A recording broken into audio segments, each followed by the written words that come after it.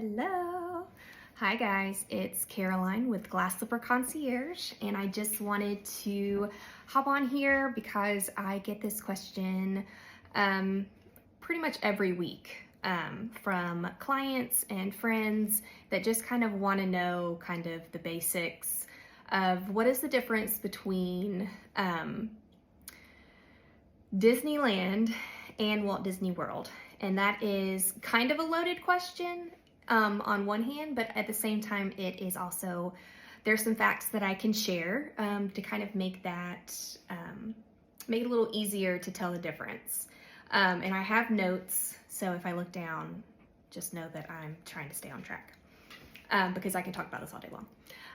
So first thing first, the biggest things about the difference between Disneyland and Disney World is that they are in two different spots. So some people are not privy to the information that Disneyland is actually in California, and it was the first Disney park to open. It opened in 1955, and Walt Disney gave his famous speech there just about, you know, dreams and being a kid and having a place to take the family for everybody to have fun. So that famous speech, I'm not sure if I can add it in here without having any copyright issues, but you can always just Google Walt Disney's speech for opening of Disneyland. It's pretty much like the equivalent of, you know, welcome, and to all who come to this happy place, welcome, just kind of a place for everybody. And that's kind of the idea behind what Disney was creating, other than like his short films and movies. But 1955 is the date for Disneyland in California. And then for Walt Disney World in Orlando, the opening date was 1971. And that's why in 2021, Disney kicked off their 50th anniversary. It was pretty big, the medallion, the colors, all the things on the castle. And that was an 18-month celebration. So if you missed that, don't worry, there'll always be celebrations coming up. Obviously, we're in the middle of the 100th anniversary of Magic with all of Disney, the Disney company. But so those are the two big differences, is location. One is on the East Coast, that's gonna be Walt Disney World. Even though it's in Central Florida, it's still considered the East Coast. And then West Coast is going to be Disneyland in Anaheim, California. So another big difference between Disneyland and Walt Disney World is going to be size. So Disneyland Park, so Disneyland has two parks. It's got Disneyland Park, and then it has California Adventure. So you've got two parks over in Disneyland. And Disney World has four parks. So you've got your Magic Kingdom, Animal Kingdom, Hollywood Studios, EPCOT, not to mention water parks, all that kind of jazz. But so those are kind of the big differences of size. So Disneyland is about 500 acres, which is it's big. That is very big. People are like, oh, it's just so small. Compared to Walt Disney World, yes, it is small. However, I do love the layout for Disneyland. The difference between, not difference actually, I guess the distance between California Adventure and Disneyland Park, the entrances, is about 100 steps. So you literally can stand in the center and see the entrance to both parks in Disneyland.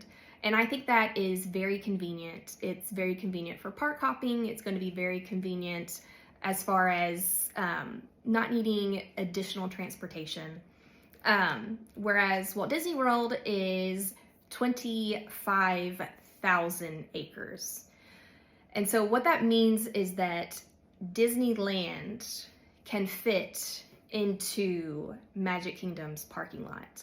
I was researching this just so I would have little tidbits of information, and that just always just shocks me. Magic Kingdom's parking lot is about the same size as like Disneyland Park. So That's just, it's crazy. Walt Disney World is enormous. It is going to be the Costco to your Publix.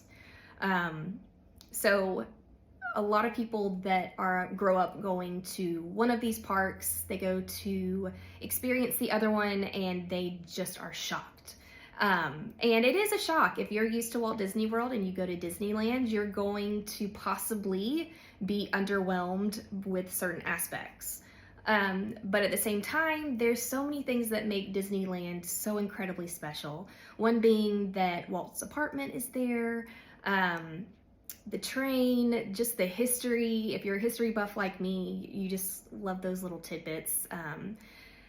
You know, we'll just even say the churros are better at Disneyland. So, I mean, there are just certain aspects of each park or worlds or lands that are similar, but also make them so special. Let's also talk about the different parks. So some of the things that are similar, you're gonna have your Fantasylands, that's gonna be inside Disneyland Park, whereas Magic Kingdom they're somewhat similar. However, you know, our Galaxy's Edge is inside of Hollywood Studios, which used to be MGM, and their Galaxy Edge is actually in Disneyland Park. So there's just so many things that are alike and yet different at the same time. Walt never got to experience Walt Disney World, which is super sad, but we have EPCOT, which was his idea for the future and always looking forward. And I just think there's aspects of both parks that just make it incredibly important to visit both, I guess is what I should say. But you know, if you grew up going to Disneyland Park and you go to Walt Disney World, you're gonna feel like someone rearranged your neighborhood grocery store and changed all of the aisles and put things in different places. So it's another reason why working with a travel advisor that is as obsessed with Disney as they should be is a great idea, just because we can, when we give you our customized itinerary and we find out what you want to do and what you want to see, there are different rides in each park. There's different rides in each, you know, Disneyland, Disney World. So some things are similar and yet some things are very different. I did have a friend that grew up going to Disneyland, and she went with her family for the first time like a year or two ago. And she said she just felt the entire time like she had no idea. Like, you just can't wrap your head around what Walt Disney World is if you grew up going to Disneyland Park.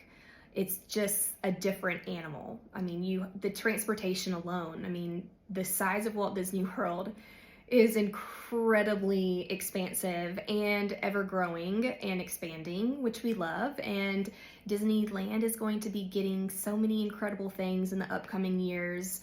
I do think it's worth it to go to both. I mean, I think it's, whereas going to Disney World, even if you have like a week to 10 days, there's a good chance you're not going to be able to experience everything. You might have a better chance of experiencing everything at Disneyland, but at the same token, I mean, shoving all of that magic into a week is so hard, regardless if it's more easily done in Disneyland. They say you don't need as many days at Disneyland as you do Disney World, but it also depends on what your trip needs to look like for you and your family or your travel party. So one of the things that I think is really important to kind of just stress is that if you go to Disneyland, it doesn't mean that you've experienced all the Disney magic. Just like if you go to Walt Disney World, it doesn't mean that you've experienced all the Disney magic and Disneyland is unnecessary. I just think they're both wonderful. I think they're both incredibly joyful and magical.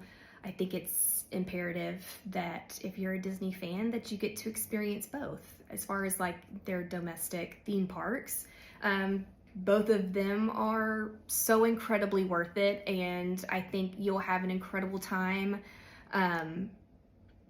So yeah, so in a nutshell, those are the main differences.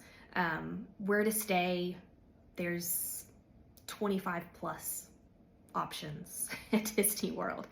Whereas at Disneyland in California, there are, I think, 3 resorts. You've got Disneyland Hotel, you've got Grand Californian, and then you've got Paradise Pier, that whole area. So there's a lot of great places to stay at both places. It's just, what I love the most about it is that even if you went to the parks every single year, the way that Disney is expanding and changing things around and evolving just means that there's so much more for you to experience. And I think you'll love both.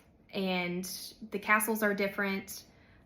If you're used to seeing Sleeping Beauty's castle at Disneyland and you experience Cinderella's castle for the first time walking down Main Street USA, both have Main Street USA's, I think you're just going to be in awe of Cinderella's castle. It's just ginormous. And people that are used to seeing Cinderella's castle, they see Sleeping Beauty's castle at Disneyland and they can say that they feel underwhelmed.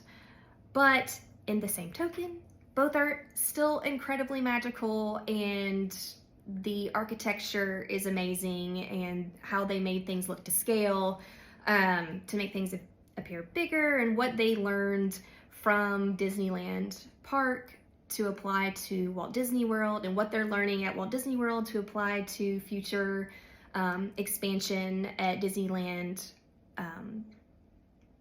in California. It's amazing.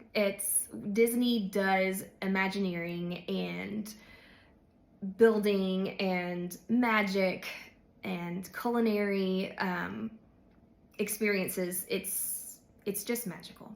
I think you'll love both. But that's kind of my rundown of the main differences between Disneyland in California and Disney World in Orlando. So yeah, that's my quick video for the day. I just wanted to pop on and kind of just give people an example of just a couple of the differences, but at the same time, some of the magic that just keep us travel advisors at Glass Slipper Concierge inspired. And we can't wait to send you and your families here and set you up to win. So if you do want to visit any of these parks in 2024, there's still some slots available in 2023 if you're interested. But if not, let's send your family the best Christmas present ever, which is just the gift of magic and memories that are gonna last a lifetime. And let's do it together. Let's partner together. Let's do it. I'll plan your vacation just like I would plan my very own. And I think you'll have an amazing time, regardless which park you choose. So I love you guys. Have a great day. And I will talk to you soon.